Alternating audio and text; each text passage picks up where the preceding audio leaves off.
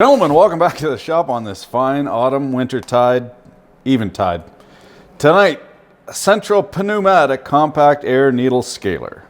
Now, welders use these all the time. Myself, not being a welder, this is my first foray into needle scaling, and I have no fucking clue how it works. So, no better way to figure out how it works than to take it apart. All aboard the SS Clueless, we are off to lands unknown, there be dragons, and so forth. Oh, crusty.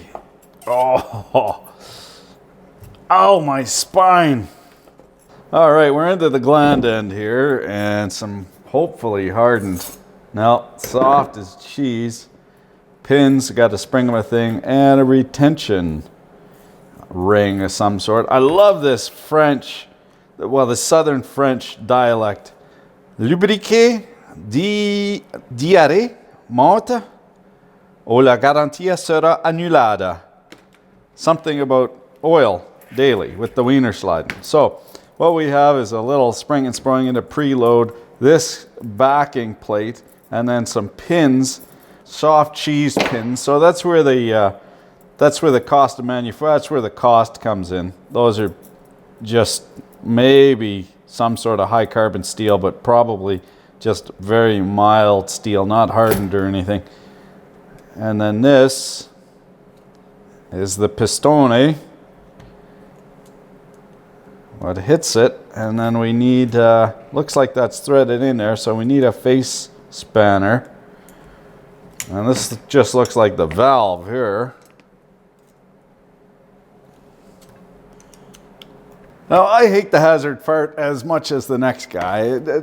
Technically, hazard fart being you don't know if it's an actual fart or a shart, but you can see the corners they cut in order to make a marginally useful tool. You know, it's gotta be used at least a couple times before they bring it back for exchange. One would think, but this surface patina, you would think this would be a nitriding or something. It's just paint. It's coming all off. It's real thin paint. And then they paint all the components prior to assembly. So we see we get paint all in here.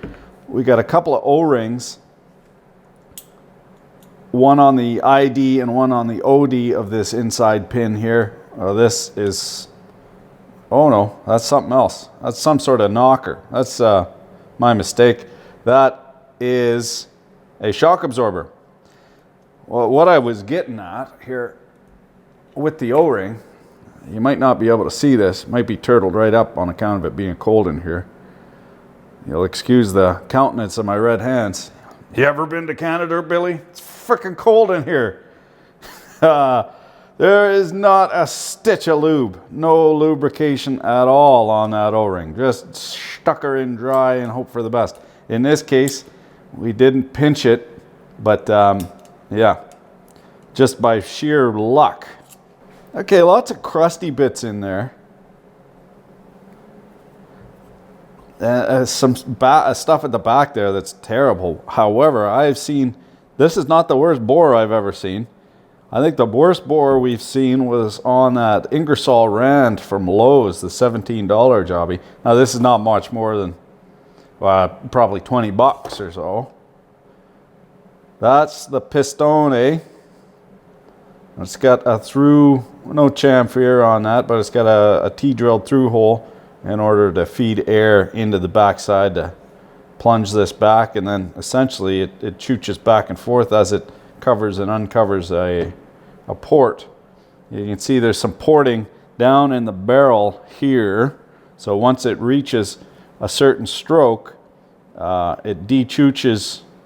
Once it reaches a certain stroke, okay, so we force it up, right? Is that the way it works? Yeah, we force it up here, air on the backside, force it up until it uncovers some ports on here, allows that air to exhaust, and then the air, what's been trapped in there, forces it backwards. Does that make any sense?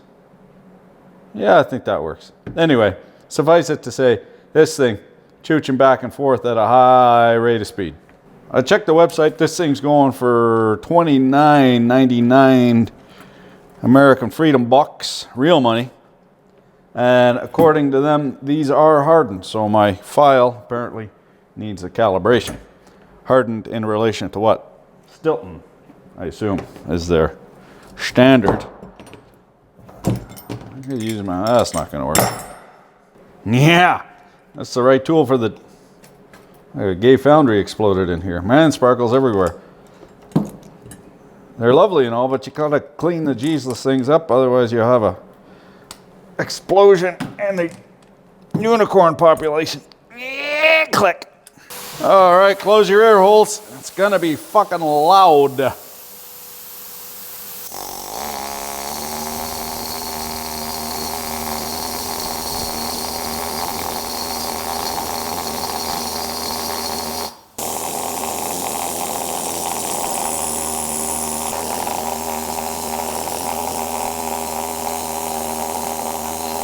Well, what do you know? Taking it apart didn't kill it.